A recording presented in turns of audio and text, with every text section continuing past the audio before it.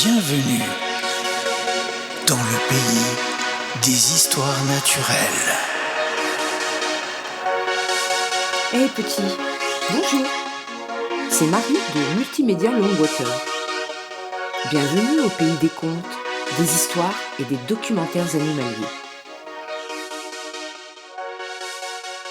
Hé toi petit, oui toi, je reviens aujourd'hui pour une nouvelle aventure dans le monde des animaux. Alors écoute.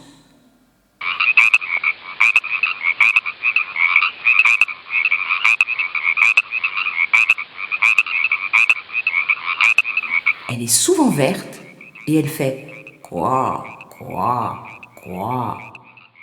Oui, bravo, tu as trouvé. Il s'agit de la grenouille verte. La grenouille est un animal amphibien, c'est-à-dire qu'elle naît dans l'eau car au début, elle n'a que des branchies. Quand elle devient adulte, elle possède des poumons qui lui permettent de respirer l'air comme toi, petit. Elle passe sa vie soit dans l'eau, soit sur terre. On la retrouve partout en Europe et en Amérique. C'est un animal à sang froid, c'est-à-dire qu'il ne produit quasiment pas de chaleur. Sa température est égale à la température de l'air, quel que soit le temps. Toi, tu vois, ta température peut changer. Quand tu es malade, par exemple, elle monte. Voyons maintenant de plus près ce joli animal. La grenouille verte a une taille de 7 à 10 cm pour les mâles et 8 à 12 cm pour les femelles. La grenouille verte est la plus courante en Europe et elle est issue du croisement de la grenouille rieuse et de la grenouille de Lissonnin. La grenouille verte possède un museau arrondi et son corps peut être de plusieurs couleurs, entre le marron et le vert, avec des points ou des taches brunes ou noires. Elle a 4 pattes, 2 en avant comme des bras et 2 en arrière très musclées qui lui servent de jambes. Ses pattes sont toutes palmées, ce qui lui est très utile pour nager dans les mares ou les étangs. Les grenouilles peuvent communiquer entre elles. On dit qu'elles coassent. C'est essentiel pour leur survie. Ce sont les mâles qui coassent, surtout à la période des amours, pour attirer les femelles, mais aussi pour montrer leur territoire. Quand la grenouille femelle entend le chant du mâle, elle vient le rejoindre pour faire des bébés grenouilles avec lui, bébés qui s'appelleront des têtards. Pour coasser, le mâle possède un sac sous la gorge qui se gonfle pour émettre son chant ou pour alerter aussi quand il y a un danger. Et son cri se fait agressif pour éloigner ses ennemis. La grenouille a également une très grande langue qu'elle déplie pour attraper les insectes en vol et en faire son repas. Elle est capable de sauter très haut grâce à ses 2 pattes arrière très puissantes. Ses bonds peuvent atteindre 2 mètres de longueur. Les grenouilles mangent toutes sortes d'insectes et autres petites bêtes. Des vers, des mouches, des limaces, des libellules, des araignées, des fourmis et des moustiques. La période où la maman grenouille pond ses œufs est toujours entre le mois de février et le mois d'avril.